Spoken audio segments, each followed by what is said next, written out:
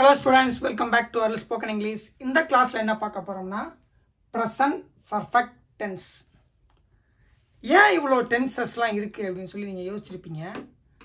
நம்ம இந்த மாதிரிலாம் பேசுறோம். அதனால அவ்ளோ டென்சஸ் இருக்கே தவிர அவ்ளோ டென்சஸ் கிராமர்ல இருக்கு. அத போய் நம்ம படிக்கிறோம் அப்படின்லாம் கிடையாது. நம்ம பேசுறதால அத வந்து கிராமர்ல இப்படிலாம் சொல்லிருக்காங்க. இவ்ளோ விதங்களா நம்ம பேசுறோம் அப்படினு சொல்லி கிராமர்ல வந்து வகைப்படுத்திருக்காங்க. ஓகே? இப்போ நம்ம யாரையாவது எந்த ஊருக்காவது போயிருக்கியா அப்படின்னு சொல்லி கேட்டோம்னா நம்ம அங்கே யூஸ் பண்ணுறது தான் ப்ரெசன்ட் பெர்ஃபெக்ட் டென்ஸ். ஏன் அப்படின்னா போனையா அந்த ஊருக்கு இப்போ மதுரைக்கு நீ போனையான்னு கேட்குறது இல்லை. மதுரைக்கு போயிருக்கியா, கொடைக்கானலுக்குலாம் போயிருக்கியா, ஊட்டிக்கெலாம் போயிருக்கியா, இந்த மாதிரி தான் கேட்குறோம். அப்போ போய் இருக்கியா, இருக்கியாங்கிறது என்ன? இருக்கியா, இருக்கியாங்கிறது ஒரு நிகழ்கால வார்த்தை. இருக்கியா அப்படிங்கிறது. ஆனால் போனையா அப்படிங்கிறது பார்த்தீங்கன்னா ஒரு கடந்த காலத்தில் முடிஞ்சுது. அதை ஏன் நாம் வந்து சொல்கிறோம் போய் இருக்கியான்னு தான் கேட்குறோம், போனையான்னு சொல்லி கேட்கல. நீ மதுரைக்கு போனையா, ஊட்டிக்கு போனையா, கொடைக்கானலுக்கு போனையா, லடாக் போனையா, அந்த மாதிரி வந்து நம்ம வந்து கேட்கல. லடாக் போயிருக்கியா அந்த மாதிரிலாம் நம்ம கேட்குறோம்ல. நீ எக்ஸாம் எழுதியிருக்கியா, நீ அந்த படம் பார்த்துருக்கியா. ஸோ அங்கே யூஸ் பண்ணுறது தான் இந்த ப்ரெசன்ட் பெர்ஃபெக்ட் டென்ஸ். நம்ம அந்த மாதிரிலாம் பேசுகிறோம். அதனால வேறு வழி இல்லாமல் நம்ம அந்த டென்ஸும் இங்கிலீஷில் இருக்கிறதால நம்ம அதுவும் படிக்க வேண்டியது இருக்குது. ஓகே? பொதுவாக I, we, you, he, she, it, they, உலகத்தில் இருக்கிற எல்லா வேலையும் இவங்க தான் செய்கிறாங்க. இல்லை இவங்களை பற்றி நம்ம பேசுகிறோம், அவ்வளோதான். அவங்க வந்து மூணு செயல் தான் செய்கிறாங்க. பி, ஹேவ், அதுக்கப்புறம் டு, இந்த 3 செயல் செய்கிறாங்க. ஓகே? இப்போ நம்ம இன்னொன்று வந்து நல்லா இங்கிலீஷில் தெரிஞ்சுக்க வேண்டியது என்ன அப்படின்னா, இங்கிலீஷில் வந்து பார்த்திங்கன்னா மொத்தம் 4 வெர்பு தான் இருக்குது. நம்ம தமிழ் மாதிரி அது கிடையாது. ஏன் இதை அடிக்கடி சொல்கிறேன் அப்படின்னா, நம்ம தமிழ் தெரிஞ்சிருக்கிறதுனால நம்ம வந்து இங்கிலீஷ் லாங்குவேஜையும் அந்த மாதிரி போய் அணுகிடக்கூடாது. அது டோட்டலாக டிஃப்ரெண்டாக ஃபங்க்ஷன் ஆகிற லாங்குவேஜ். ஓகே? அப்போ இந்த 4 வெர்பு என்ன அப்படின்னு சொல்லி நம்ம எப்போவுமே தெரிஞ்சுக்கணும். ஏன்னா எப்போவுமே இது நம்ம கூட இருந்துகிட்டே இருக்குங்கிறனால இங்கிலீஷில் இது எப்போவுமே தெரிஞ்சுக்கிட்டு தான் ஆகணும். Present tense verb. இப்போ ஸ்டடி அப்படிங்கிற ஒரு செயல் இருக்குன்னு வச்சுக்கோங்க, படிக்கிறேன் அப்படிங்கிறது. அதுக்கு இது எப்படிலாம் வரும்னு பார்க்கலாம். இது ப்ரெசன்ட் டென்ஸ் வெர்பு. இது பார்த்தீங்கன்னா ஸ்டடி அப்படின்னு தான் சொல்லணும். டிக்ஷனரியில் பார்த்தீங்கன்னா இந்த இதுக்கு தான் வந்து விளக்கம் போட்டிருப்பாங்க. அதுக்கு பேர் வந்து டிக்ஷனரி ஃபார்ம். ஓகே? அதுக்கப்புறம் இன்னொன்று இருக்குது பாஸ்ட் டென்ஸ் வெர்பு. அது என்ன அப்படின்னா இதுக்கு வந்து அதாவது பர்டிகுலராக ஸ்டடிக்கு வந்து பார்த்தீங்கன்னா ஸ்டடீடு. அதே மாதிரி எல்லா வெர்புக்கும் அதே மாதிரி இருக்குது. ரன், ரன், ரன், ரன்னிங், இந்த மாதிரிலாம். ஸோ அடுத்து ஒரு வெர்பு பார்த்தீங்கன்னா இதெல்லாம் ஒரே செயல் தான். ஆனால் இந்த செயலுக்கு வந்து நம்ம வெவ்வேறு விதமான வடிவம் கொடுக்குறோம். அந்த காலத்தில், இந்த காலத்தில், இந்த காலத்தில் அப்படின்னு பேசுகிறோம்ல, அதுக்காக. ஆனால் செஞ்ச ஒரே செயலை நம்ம ஒவ்வொரு காலத்துக்கு பேசுகிறதுனால இந்த வடிவங்களை வச்சு சொல்கிறோம் அந்த செயலை. ஓகே? ப்ரெசன்ட் பார்ட்டிசிபிள் அப்படின்னு ஒன்று இருக்குது. கீழே எழுதிடுவோம். ஏன்னா நீங்கள் நோட்ஸ்லாம் எடுக்கணும் அப்படின்னா தெளிவாக எழுதுனாதான். நான் ஒருத்தர் கமெண்டில் சொன்னார், நோட்ஸ்லாம் எடுக்கிறோம் நீங்கள் பாட்டுக்கு இப்படி எழுதிட்டுருக்கீங்களே. Present participle, participle. ஓகே? அப்போ இந்த வெர்பு ஒன்று இருக்குது. அதுக்கப்புறம் பாஸ்ட் பார்ட்டிசிபிள் அப்படின்னு ஒரு வெர்பு இருக்குது. இதில் பார்த்தீங்கன்னா இதுக்கு வந்து இந்த வெர்புக்கு வந்து பார்த்தீங்கன்னா ஆக்ஷன் இருக்குது. ஆனால் என்ன, ஜஸ்ட்டு செய்கிறேன், அவ்வளோதான். ஜஸ்ட்டு செய்கிறேன். நிகழ்காலத்தில் நான் செய்கிறேன் அந்த செயலை, அவ்வளோதான். செஞ்சுக்கிட்டு இருக்கேன்லாம் சொல்லலை, நான் செய்கிறேன் அப்படிங்கிற வெர்பு தான் ப்ரெசன்ட் டென்ஸ் வெர்பு. ஆக்ஷன் இருக்குது, ஆனால் டைம் வந்து என்னது, ப்ரெசன்ட் டென்ஸ். அதே மாதிரி பாஸ்ட் டென்ஸ் வெர்புக்கு ஆக்ஷன் முடிஞ்சிருச்சு, ஆக்ஷன் ஃபினிஷ்டு, கம்ப்ளீட்டட். ஆக்ஷன் வந்து கம்ப்ளீட்டட். ஆனால் டைம் வந்து பார்த்தீங்கன்னா பாஸ்ட்.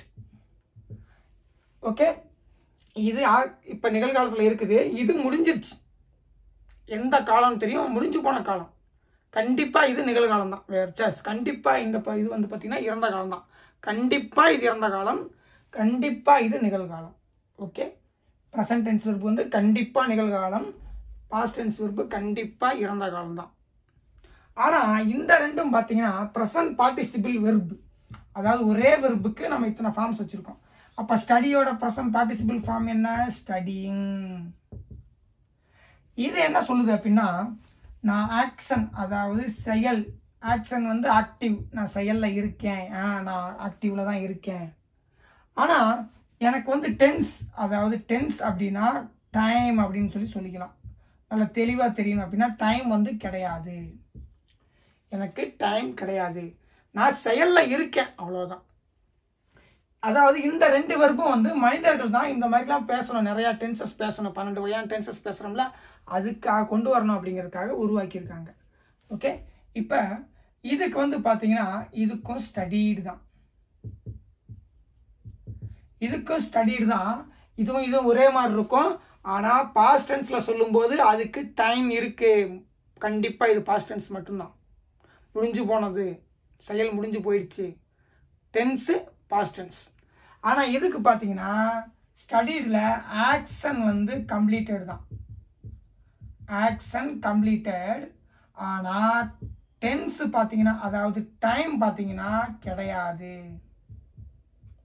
Time no. கீழே இருக்கிற ரெண்டுக்குமே டைம் கிடையாது. ஆனால் ப்ரெசன்ட் பார்ட்டிசிபிளுக்கு செயல் வந்து ஆக்டிவ், நான் செய்கிறேன் அப்படின்னு தான் சொல்லுது. ஆனால் பாஸ்ட் பார்ட்டிசிபிள் வந்து கம்ப்ளீட் ஆகிடுச்சு, ஆக்ஷன் கம்ப்ளீட் ஆகிடுச்சு, டைமும் கிடையாது. ஓகே, ஏன் இந்த மாதிரியாக நம்ம ஃபார்ம்ஸ் வச்சுருக்கோம் அப்படின்னா, நம்ம அந்த 12 டென்சஸை மேக் பண்ணுறதுக்காக வச்சுருக்கோம். ஓகே, நம்ம சில லாங்குவேஜ்லாம் பார்த்திங்கன்னா 12 டென்ஸுக்குமே 12 விதமான வெர்பு உருவாக்கிக்கலாம். எதுக்கு இவ்வளோ வந்து ஒரு சும்மா வந்து ஒரு நாளை வச்சுக்கிட்டு இதுக்கு அதுக்கு வரும்னு சொல்லி கஷ்டப்பட்டுக்கிட்டு 12 டென்ஸுக்குமே ஒரே செயலை 12 விதமாக உருவாக்கி வச்சுக்கலாம். அப்படி இருந்தாலும் ஈஸியாக இருந்திருக்கும். ஆனால் ஒவ்வொரு லாங்குவேஜும் பார்த்தீங்கன்னா ஒவ்வொரு விதமாக செயல்படும். ஒருவேளை 12 டென்சஸ்க்குமே 12 வெர்பு இருக்குது. இப்போ ஸ்டடியே வந்து 12 விதமாக இருக்குது அப்படின்னா நம்ம 12ஐயும் உட்காந்து படிச்சுக்கிட்டு இருக்கணும். ஸ்டடிக்கே 12 படிக்க வேண்டியதாகிடும். புரியுதுங்களா? ஸ்டடிங்கிற ஒன்றுக்கே 12 படிக்கணும் அப்படின்னா அது மாதிரி ஒவ்வொரு வெர்புக்கும் நம்ம 12 படிச்சுக்கிட்டு இருக்கணும். அதனால தான் அவங்க என்ன பண்ணுறாங்க அப்படின்னா ரொம்ப கம்மியாக ஒரே 4 வச்சுக்கிட்டு அந்த 12ஐயும் உருவாக்கிடுறாங்க. ஸோ அதனால் நம்ம இதை பற்றி தெரியும் போதே ஸ்டடி தெரிய வேண்டியது இருக்குது, ஸ்டடீடு, ஸ்டடியிங், ஸ்டடீட்லாம் தெரிய வேண்டியது இருக்குது. இன்னும் ப்ரெசன்ட் சிம்பிளில் ஹீசிட்டுக்கு வந்து ஸ்டடீஸ் அப்படின்னு சொல்லி வரும். ஆனால் அதுவும் வந்து பார்த்திங்கன்னா ஸ்டடியில் தான் இருக்குது, அதுவும் இதில் தான் இருக்குது. ஹீசிட்டுக்கு மட்டும் வந்து பார்த்திங்கன்னா என்ன வரும்? ஹீசிட்டுக்கு மட்டும் என்ன வரும் அப்படின்னா ஸ்டடீஸ் வரும். ஆனால் அதை ஏன் நம்ம சொல்லலை, இங்கே பெருசாக பேசலை அப்படின்னா அதுவும் ப்ரெசன்ட் டென்ஸ் வெர்பு தான். இந்த 4 ஃபார்ம்ஸ் இருக்குது அப்படின்னு சொல்லி சொல்கிறதுக்காக சொல்லியிருக்கேன். ஓகே, இதெல்லாம் ஏன் இருக்குது அப்படின்னா நம்ம 12 டென்ஸை உருவாக்குறதுக்கு இதுதான் இருக்குது. ஆனால் இதை வச்சு நம்ம ப்ரெசன்ட் டென்ஸ் ஃபார்ம் பண்ண முடியும், இதை வச்சு பாஸ்ட் டென்ஸ் மட்டும்தான் ஃபார்ம் பண்ண முடியும். ஆனால் இந்த வெர்பை வச்சு இன்னும் சில வேலைகள் செய்யலாம். அதாவது ப்ரெசன்ட் டென்ஸ் வெர்பை வச்சு அதுதான் நம்ம வந்து ஃபியூச்சருக்கு யூஸ் பண்ணுவோம். அதை தாண்டி மாடல் ஆக்சிலரி வெர்ப்லாம் போட்டு பேசுகிறோம் பாருங்கள், அதுக்கும் இதுதான் யூஸ் பண்ணுவோம். ஆனால் பாஸ்ட் டென்ஸ் வெர்பை மட்டும் பாஸ்ட் டென்ஸுக்கு மட்டும்தான் யூஸ் பண்ண முடியும், வேறு எதுக்குமே யூஸ் பண்ண முடியாது. ஓகே, ஆனால் ப்ரெசன்ட் பார்ட்டிசிபிளை நம்ம இதில் செயல் ஆக்டிவாக இருக்குது, டைம் வந்து கிடையாது அப்படிங்கிறனால நம்ம ப்ரெசன்ட் கண்டினியூஸ்க்கு யூஸ் பண்ண முடியும், பாஸ்ட் கண்டினியூஸ்க்கு யூஸ் பண்ண முடியும், ஃபியூச்சர் கண்டினியூஸ்க்கு யூஸ் பண்ண முடியும். அதே மாதிரி பாஸ்ட் பார்ட்டிசிபிளில் செயல் முடிஞ்சு போச்சு ஆனாலும் காலம் கிடையாதுங்கிறனால நம்ம அதை இறந்த காலத்துக்கும் யூஸ் பண்ண முடியும், நிகழ்காலத்துக்கும் யூஸ் பண்ண முடியும், எதிர்காலத்துக்கும் யூஸ் பண்ண முடியும். ஏன்னா இந்த ரெண்டுக்குமே காலம் கிடையாதுங்கிறனால நம்ம 3 காலத்துக்கும் யூஸ் பண்ணிக்க முடியும். ஓகே, அப்படி இல்லை அப்படின்னா நம்ம 12 விதமான வெர்ப்ஸ் உருவாக்கிட்டு இருக்கணும். ஏன்னா நம்ம 12 விதமாக பேசுகிறோம், ஆனால் 12 விதமான ஒரே வெர்புக்கு 12 விதமான வெர்பு வச்சுருக்கோம்னா கிடையாது. அப்போ என்ன பண்ணுறோம், அதோட டென்ஸை கட் பண்ணிவிட்டு நம்ம எல்லாத்துக்கும் யூஸ் பண்ணிக்கிறோம். ஓகே, புரியுதுங்களா? ஏன் வந்து இதுலாம் டென்ஸ் கிடையாது அப்படின்னு, ஏன் இல்லை அப்படின்னா இதில் டென்ஸ் இருக்குது அப்படின்னா நம்ம 12 விதமாக பேசுகிறோம் அப்படிங்கிறனால 12 விதமான வெர்ப்ஸ் உருவாக்கி ஆகணும். அந்த சூழ்நிலையை தவிர்க்கிறதுக்காக என்ன பண்ணுறாங்க, அந்த டென்ஸை மட்டும் கட் பண்ணிடுறாங்க கீழே இருக்கிற 2. அப்போ அந்த டென்ஸை கட் பண்ணிவிட்டு எல்லாத்தையுமே நீ 3க்கு யூஸ் பண்ணிக்க, இதையும் 3க்கு யூஸ் பண்ணிக்க அப்படின்னு சொல்லிடுறாங்க. சரி, அப்போ இதுக்கு வந்து எப்படி தான் நம்ம டென்ஸ் கொண்டு வர்றது?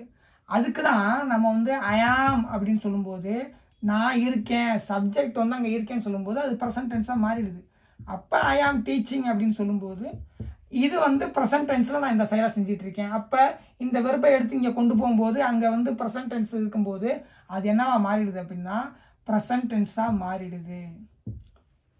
அதே நேரத்தில் ஐ ஸ்டடி டீச்சிங் அப்படின்னு சொல்லணும்னா, ஏன்னா ஐ ஆம் டீச்சிங், ஐ ஆம் வந்து இந்த இதில் தான் வரும். அப்போ ஐ ஸ்டடி டீச்சிங் சொல்லி போடலாமா அப்படின்னு சொல்ல போடலாம். ஆனால் நீங்கள் படிக்கிறத சொல்லிக் கொடுக்குறத பற்றி படிச்சுட்டு இருக்கேன்னு மாறிடும். ஆனால் இங்கே வந்து பார்த்தீங்கன்னா நான் இருக்கேன், எப்படி இருக்கேன், சொல்லி கொடுத்து கொண்டு இருக்கேன்னு மாறிடும். நீங்கள் போடலாம், இங்கே இருக்கிறது தூக்கி போடலாம், மற்ற எந்த வெர்பையும் தூக்கி போடலாம் ஐஎன்ஜி வெர்பு முன்னாடி. ஆனால் அதோட மீனிங் என்னென்னா ஐ ஸ்டடி டீச்சிங்னா நான் படிக்கிறேன், என்ன படிச்சுட்டு இருக்கீங்க, சொல்லி கொடுக்குறத பற்றி படிச்சுக்கிட்டு இருக்கேன். அதே இங்கே பார்த்தீங்கன்னா ஆம் போட்டிங்கன்னா நான் இருக்கேன், எப்படி இருக்கேன், சொல்லி கொடுத்து கொண்டு இருக்கேன். ஏன்னா இந்த வெர்போட மீனிங் வேறு, இந்த வெர்போட மீனிங் வேறு. ஆம் வந்து ஜஸ்ட் இருக்கேன்னு சொல்கிறேன், அப்போ எப்படி இருக்கீங்கன்னு தான் கேட்க முடியும். அதே இப்போ ஐ ஸ்டடியில் நான் படிக்கிறேன்னு சொல்கிறேன், அப்போ என்ன படிக்கிறீங்கன்னு தான் கேட்க முடியும். புரியுதுங்களா? ஓகே, இப்போ இதில் பார்த்தீங்கன்னா இன்னும் என்னென்ன இருக்குது அப்படின்னு சொல்லி தெரிஞ்சுக்கணும். இதில் தான் அதாவது இந்த ப்ரெசன்ட் டென்ஸில் தான் என்னென்ன வரும் அப்படின்னா ஆமு, ஆறு, இஸ்ஸு, ஹேவு, ஹேஸு, டூ, டஸ். ஆம் ஆர் இஸ் வந்து பார்த்தீங்கன்னா ஆம் ஐக்கு ஆமு, விக்கு ஆறு, யூக்கு ஆறு, ஹீஸு இட்டுக்கு இஸ்ஸு, தேக்கு வந்து ஆறு. ஆனால் இதோட மீனிங் எல்லாமே ஒன்று தான், இருக்கிறேங்கிறது தான். ஆனால் ஹீ வரும்போது, சி வரும்போது, இட்டு வரும்போது இஸ்ஸு போட்டுக்கிறோம். இஸ்ஸு போட்டால் இருக்கிறேன்னு அர்த்தம். ஆனால் ஐ வரும்போது ஆம் போட்டால் இருக்கிறேன்னு அர்த்தம். ஓகே, ஆனால் மீனிங் எல்லாமே ஒன்று தான், இருக்கிறேன்னு தான் அர்த்தம். அது நிகழ்காலத்தில் இருக்கிறேன்னு தான் அர்த்தம். ஆமு, ஆறு, இஸ்ஸுக்கு மீனிங் என்ன, இருக்கிறேன் தான். இந்த மூணுக்குமே ஒரே மீனிங். ஆனால் நம்ம யூஸ் பண்ணுற சப்ஜெக்ட் மட்டும்தான் வேறு. ஐக்கு வந்து ஆமு, யூக்கு வந்து ஆறு, யூ தேக்கு வந்து ஆறு, ஹீஸு இட்டுக்கு இஸ்ஸு. ஆனால் எல்லாமே மீனிங் இருக்கிறேன் தான். ஓகே, அதாவது இங்கே போடும்போது அவள் இருக்கிறாள், இங்கே போடும்போது நாங்கள் போடும்போது அவன் இருக்கிறான், அவ்வளோதான். ஸோ இந்த அதே மாதிரி ஹேவ், ஹேஸ். ஹேவ்னா வச்சுருக்கேன், ஹீஸு இட்டு வரும்போது ஹேஸ் போட்டுக்கிறோம், அவ்வளோதான். ஆனால் ரெண்டுக்குமே வேல்யூ ஒன்று தான், ரெண்டுமே ஒரே மீனிங் தான். டூ, டஸ். டஸ் வந்து ஹீஸு இட்டுக்கு போடுறோம், டூ வந்து மீதி நாளுக்கு போடுறோம். அதோட ரெண்டு மீனிங் வந்து ஒன்று தான், மீனிங் ஒன்று தான். ஆனால் ஹீஸு இட்டு வரும்போது மட்டும் டஸ்ஸு போட்டுக்கிறோம், அவ்வளோதான். ஸோ இதெல்லாம் பார்த்தீங்கன்னா இதில் தான் இருக்குது. அப்போ ப்ரெசன்ட் பார்ட்டிசிபிள் வந்து பார்த்தீங்கன்னா இங்கே வந்து பார்த்தீங்கன்னா பீயிங். ஏன்னா நம்ம செய்கிற செயல் வந்து பி, ஹேவ், டூ தான். அப்போ அதோட இந்த 4 ஃபார்ம் என்னன்னு நம்ம வந்து அடிக்கடி பார்த்துக்கணும். இதோட ஃபார்ம் என்ன, பீயிங். ஹேவுக்கு ஹேவிங், டூக்கு டூயிங். ஓகே, அதே மாதிரி பாஸ்ட் பார்ட்டிசிபிள். அதுக்கு வந்து பார்த்தீங்கன்னா பாஸ்ட் பார்ட்டிசிபிள்னா என்ன அர்த்தம், செயல் முடிஞ்சு போச்சு, காலம் அதுவும் கிடையாது. அப்போ இங்கே வந்து என்ன போடுறோம், பிக்கு பீன், ஹேவ், ஹேடுக்கு ஹேட், டூயிங்க்கு டன். ஏன்னா இதுதான் அடிப்படை செயல்கள். இதுக்குமே இந்த அடிப்படை செயல்களுக்குமே 4 வெர்ப்ஸ் இருக்குது, 4 ஃபார்ம் ஆஃப் வெர்ப்ஸ் இருக்குன்னு தெரிஞ்சுக்கணும். ஓகே, ஏன்னா இதெல்லாம் அடிக்கடி வந்துக்கிட்டே இருக்கும் அங்கே. அப்போ அப்படி வந்துக்கிட்டே இருக்கும்போது நம்ம இது எதுலாம் வருதுன்னு தெரியணும். ஏன் இந்த 4 ஃபார்ம்ஸ் இருக்குது அப்படின்னா நம்ம எத்தனை ஃபார்ம்ஸ் வேணால் வச்சுக்கலாம். ஸ்டடி அப்படின்னு சொல்லும்போது இதை வந்து கண்டிப்பாக ஆணை பற்றி பேசும்போது தான் ஸ்டடி சொல்லணும், பெண்ணை பற்றி பேசும்போது இன்னும் வேறு சொல்லணும். அப்படி கூட நம்ம லாங்குவேஜ் கிரியேட் பண்ண முடியும். ஏன்னா லாங்குவேஜுங்கிறது பார்த்தீங்கன்னா நம்ம கிரியேட் பண்ணுறது தான். இப்போ ஸ்டடி அப்படின்னு சொல்லும்போது ஆணுக்கு மட்டும்தான் நீ இதை போட்டுக்கணும், பெண் வரும்போது பெண்ணை சொல்லும்போது ஸ்டடீஸ், இது வந்து ஐயோ ஸ்டூடியன் இந்த மாதிரி கூட பேசணும். அந்த மாதிரியும் சில லாங்குவேஜஸ்லாம் இருக்குது. ஒரே வெர்பு ஆணுக்கு வரும்போது வேறு மாதிரி போடணும், பெண்ணுக்கு வரும்போது வேறு மாதிரி போடணும், மிருகத்துக்கு வேறு மாதிரி போடணும். இந்த ஹீஸு இட்டுக்கு எப்படி போடுறோம், இதுக்கு இஸ்ஸு, டஸ்ஸு, ஹேஸ் போடுறோம். இங்கிலீஷ்லேயே அந்த மாதிரி இருக்குது, ஹீஸு இட்டு வரும்போது மட்டும் இதை போடணும் அப்படின்னு. அது மாதிரி நம்ம எப்படி வேணால் லாங்குவேஜை க்ரியேட் பண்ணி வச்சுக்கலாம், நம்ம இஷ்டம்தான். ஆனால் இங்கிலீஷ் வந்து பார்த்திங்கன்னா எந்தளவுக்கு ரொம்ப கம்மியான விஷயங்களை வச்சே நல்லா எல்லா வார்த்தையும் பேசிட முடியுமோ அதுக்கு ட்ரை பண்ணுது. அதனால தான் 4 வெர்பு ஃபார்ம்ஸ் வச்சு எல்லாத்தையும் பேசி முடிச்சிடலாம் அப்படின்னு சொல்லி அவங்க பிளான் பண்ணி அந்த மாதிரி லாங்குவேஜை செட் பண்ணியிருக்காங்க. நம்ம நினச்சோம்னா எவ்வளோ ஃபார்ம்ஸ் வேணால் க்ரியேட் பண்ணலாம். இப்போ ஹீ, இப்போ ஸ்டடிங்கிற வார்த்தை இருக்குன்னு வச்சுக்கோங்க. இதை பாஸ்ட் டென்ஸுக்கு நம்ம என்ன பண்ணுறோம், ஸ்டடீடுன்னு யூஸ் பண்ணுறோம். ஓகே, ஆனால் ஹீக்கு தான் ஸ்டடீடு யூஸ் பண்ணோம். சி வரும்போது வேறு யூஸ் பண்ணோம், ஐ வரும்போது வேறு மாதிரி யூஸ் பண்ணோம். இப்போ இந்த மாதிரி ஐஎன்ஜி போட்டு அப்புறம் ஒரு ஓஎன் இந்த மாதிரி வார்த்தையை போட்டு இப்படி தான் யூஸ் பண்ணோம் அப்படின்னு நம்ம நினச்சோம்னா அதுவும் இது வந்து நீ பாஸ்ட் டென்ஸ் தான் யூஸ் பண்ணோம். அதே ப்ரெசன்ட் டென்ஸ்க்கு வரும்போது வேறு யூஸ் பண்ணோம். இதே இதில் இன்னும் 2-3 வார்த்தையை போட்டு அப்படி கூட நம்ம எல்லாமே கிரியேட் பண்ண முடியும். ஆனால் அதெல்லாம் வந்து ரொம்ப குழப்பத்துலையும் ஏன் இவ்வளோ விஷயங்கள் இருக்குது அப்படிங்கிற மாதிரி போயிடும். அதனால தான் இங்கிலீஷில் என்ன பண்ணுறாங்கன்னா ஜஸ்ட்டு 4 ஃபார்ம்ஸை வச்சு எல்லாத்தையும் நம்ம கொண்டு வந்துட முடியும் அப்படிங்கிற ஃபார்முலாவில் அவங்க ஃபங்க்ஷன் பண்ணுறாங்க. ஏன்னா தமிழில் பார்த்தீங்கன்னா தமிழில் வந்து என்ன இருக்கும், வச்சிருக்கியா, இப்போ போயிருந்தியா, அந்த மாதிரி ஒவ்வொன்றும் இதுக்கு மாறும். இப்போ வந்து பார்த்தீங்கன்னா அவன் வருகிறான், ஆனால் இங்கிலீஷில் பார்த்தீங்கன்னா he comes. இதே அவள் வருகிறாளுக்கு அவள் வருகிறாள், இங்கிலீஷில் she comes. ஆனால் நான் நல்லா நோட் பண்ணிங்கன்னா இது ரெண்டுமே ஒன்று தான். ஆனால் இங்கே தமிழில் இங்கேயும் இல்லு இருக்குது, இங்கேயும் மாறிடுச்சு, இங்கேயும் மாறிடுச்சு. இங்கேயும் அதாவது கடைசிலையும் நம்ம வந்து அவன் இன்னும் போட வேண்டியது இருக்குது, பெண்ணை பற்றி பேசும்போது இல் போட வேண்டியது இருக்குது. ஆனால் இங்கிலீஷில் பார்த்தீங்கன்னா கம்ஸ் ரெண்டுக்குமே ஒன்று தான், ஹீக்கும் ஒன்று தான், சீக்கும் ஒன்று தான். ஸோ எந்த அளவுக்கு அவங்க வந்து ரொம்ப கம்மியான விஷயங்களை நம்ம கிரியேட் பண்ணிக்கிட்டு அதுக்குள்ளேயே பேசி முடிக்க முடியுமா அப்படின்னா முடிக்க முடியும். அப்படிங்கிறதுக்காக ஃபங்க்ஷன் ஆகிற லாங்குவேஜ் தான் இங்கிலீஷ். ஏன் அப்படின்னா அவங்க ரெண்டுமே கம்ஸாக இருந்தாலும் ஹீ சீல ஆனா பெண்ணான்னு தெரிஞ்சிருது. அப்போ அந்த பக்கம் நமக்கு ஒன்றும் பெருசாக தேவையில்லை அப்படின்னு சொல்லி அவங்க நினைக்கிறாங்க. நம்ம என்ன நினைக்கிறோம்னா அவன் வரும்போது வருகிறான் ஒரு இன்னும் அந்த பக்கம் இன்னும் போடுவோம், அப்போ தான் நமக்கு ஈஸியாக இருக்கும் அப்படின்னு சொல்லி அவங்க நினைக்கிறாங்க. ஆனால் ஒவ்வொரு லாங்குவேஜும் ஒவ்வொரு மாதிரி ஃபங்க்ஷன் ஆகிறதுனால நம்ம எந்த லாங்குவேஜை பேசுகிறோமோ அந்த லாங்குவேஜ் அதோட கிராமர் எப்படி ஃபங்க்ஷன் ஆகுதோ அதன்படி தான் நம்ம தெரிஞ்சுக்கணும். ஏன் அப்படின்னா அவங்க எல்லாருமே அந்த நாட்டில் இருக்கிற மக்கள் ஒரு மாதிரி பேசிகிட்டு இருப்பாங்க, நம்ம போய் அதை மாற்றலாம் முடியாது. அவங்க எப்படி பேசுகிறாங்களோ அதை அப்போ he comes, she comes, it comes, ஓ இவங்க வந்து ஹீ சீட்டுக்கு கம்ஸ் தான் போடுறாங்க. நம்மள மாதிரி அவன் வருகிறான் அந்த கடைசியில் இன்னும் போடணும், அவள் வருகிறாள் அதுக்கு இல்லு போடணும், அது வருகிறது அதுக்கு ரது போடணும் அப்படின்லாம் அவங்க இப்போ சொல்லலை. அப்போ இந்த மாதிரி தான் சொல்கிறாங்க. அப்போ அதை நம்ம பழகிக்கணும். ஓகே, அவங்களுக்கு தேவை ஹீ சி இட்டு அதிலே வந்து ஆனா பெண்ணா இல்லை ஒரு பொருளான்னு சொல்லி மீனிங் எடுத்துட்டாங்க. அப்போ அந்த பக்கம் எங்களுக்கு தேவை கிடையாது, எல்லாமே கம்ஸ்னு வந்தாவே போதும். உங்களை மாதிரி ரான் ரால் ரது அது எங்களுக்கு தேவை கிடையாது அப்படின்னு சொல்லி அவங்க லாங்குவேஜ் அப்படி பண்ணியிருக்காங்க. அப்போ அவங்க லாங்குவேஜை பேசும்போது நம்ம அது மாதிரி போய்க்கிறது தான் நல்லது. ஓகே, ஸோ ஏன் இந்த ஃபார்ம்ஸ்லாம் இருக்குது அப்படின்னு சொல்லி உங்களுக்கு தெரியணும். இதெல்லாம் ஏன் இருக்குது அப்படின்னு, ஏன்னா நம்ம வந்து குருட்டு மனப்பாடம் பண்ணோம்னா பண்ணிக்கிட்டே தான் இருக்கணும். நமக்கு லாங்குவேஜஸை பற்றி அண்டர்ஸ்டாண்டிங் இருக்கணும், அது எப்படி ஃபங்க்ஷன் ஆகுதுங்கிறத பற்றி தெரியணும். இப்போ ப்ரெசன்ட் பர்ஃபெக்ட் டென்ஸில் நம்ம ஒரு டென்ஸ் கிரியேட் பண்ண போகிறோம். ஐஏ பார்க்குறோம். இப்போ ஃபஸ்ட் எடுத்த உடனே ஒருத்தர் வந்து கேட்குறாரு, நீங்கள் வந்து சாப்பிட்டீங்களா அப்படின்னு சொல்லி கேட்குறாரு. சாப்பிட்லாம் வாங்க போகலாம் சாப்பிட்றதுக்கு அப்படின்னு. அப்போ நான் என்ன சொல்கிறேன், இல்லை நான் சாப்பிட்ருக்கேன், நான் சாப்பிட்டேன்னு சொல்ல, நான் சாப்பிட்ருக்கேன். அப்போ அதோட மீனிங் என்ன, வயிறு ஃபுல்லாக இருக்குது, நான் சாப்பிட்ருக்கேங்க அப்படின்னு சொல்லி சொல்லலாம். அப்போ உங்களுக்கு இந்த எக்ஸாம்பிள் சொன்னால் கூட ஒன்றும் புரியாது, வேறு எக்ஸாம்பிள் சொல்கிறேன். அதாவது இப்போ கேட்டாங்க பாருங்கள், நீங்கள் ஊட்டிக்கு போயிருக்கியா அப்படின்னு சொல்லி கேட்டாங்கல்ல. அப்போ நான் என்ன சொல்கிறேன் அப்படின்னா, நான் ஊட்டிக்கு ஏற்கனவே போயிருக்கேன், ஒரு 2 மாதத்துக்கு முன்னாடி போயிருக்கேன். நான் ஊட்டிக்கு போனேன்னு சொல்லல, நான் ஊட்டிக்கு போயிருக்கேன் அப்படின்னு சொல்லி சொல்கிறேன். அப்போ நான் அதை எப்படி சொல்லுவேன் அப்படின்னா, ஊட்டிக்கு போனேன் அப்படிங்கிறது சிம்பிள்.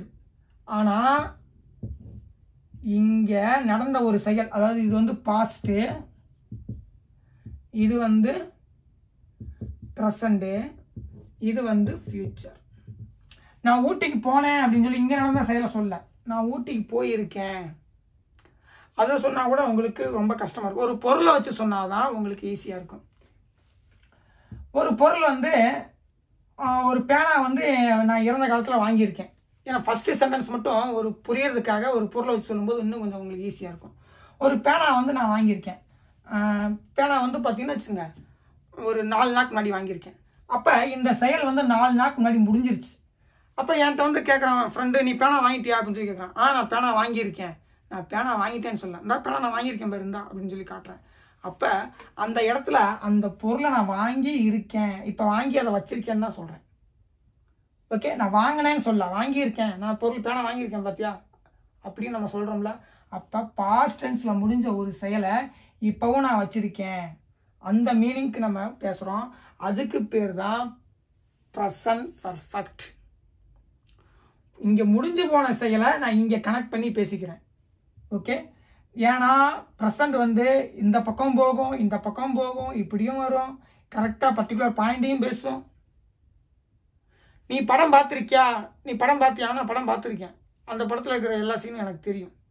ஸோ ஏற்கனவே நான் நடந்து முடிஞ்ச செயலை இப்போ நான் வச்சுருக்கேன் அப்படின்னு சொல்லி சொல்கிறதுக்கு பேர் தான் ப்ரெசன்ட் பர்ஃபெக்ட், அதாவது நிகழ்காலத்தில் சொல்கிறதுக்கு பேர். அப்போ அதுக்கு நம்ம என்ன டென்ஸ் யூஸ் பண்ணுறோம் அப்படின்னு சொல்லி பார்த்தோம்னா, நம்மகிட்ட எத்தனை இருக்குது, நம்மகிட்ட டென்ஸ் வேணால் 3 டென்ஸ் இருக்குது, அதில் 4 அஸ்பெக்ட்ஸ் இருக்குது.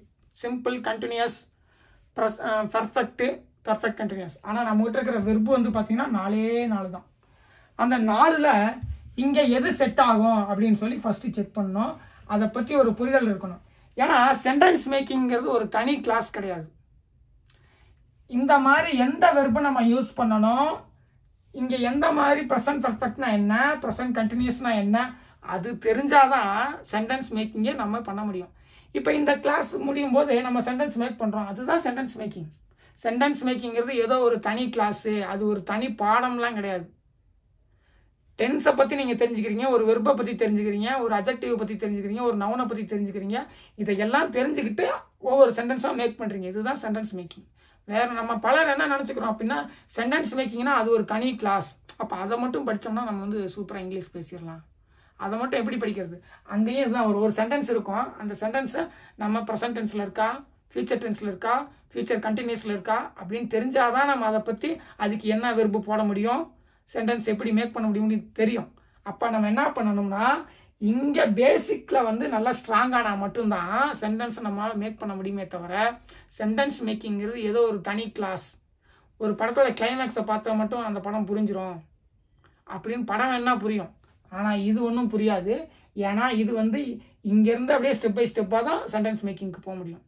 இப்போ நம்ம வந்து ஒரு ப்ரெசன்ட் பர்ஃபெக்ட் டென்ஸ் என்னன்னு பார்க்குறோம், அதுவே ஒரு சென்டென்ஸ் மேக்கிங் தான். அதுவே நம்ம பேசுகிற வாக்கியத்தை தான் நம்ம உருவாக்குறோம். அப்போ அதுதான் சென்டென்ஸ் மேக்கிங்.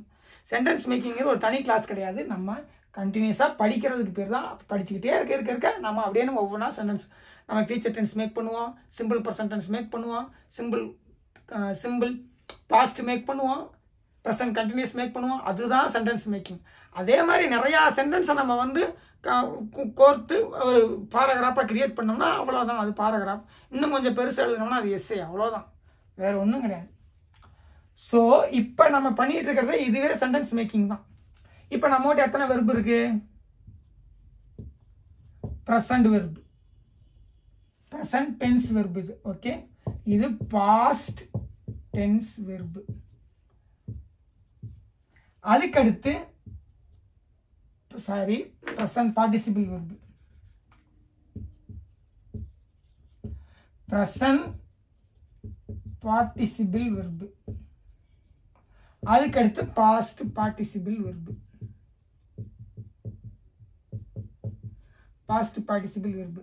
இது வந்து பார்த்தீங்கன்னா என்ன பண்ணும், இப்போ வந்து நம்ம வந்து பை பாட் அதுதானே சொல்ல போகிறோம். பை பாட், நான் ஒரு பேனா வாங்கியிருக்கேன், அந்த பேனா வாங்கியிருக்கேங்கிறதுக்கு தான் நம்ம வந்து சென்டென்ஸ் மேக் பண்ண போகிறோம். அதுக்கு எதை செலக்ட் பண்ணணும் அப்படிங்கிறது தான் முக்கியம்.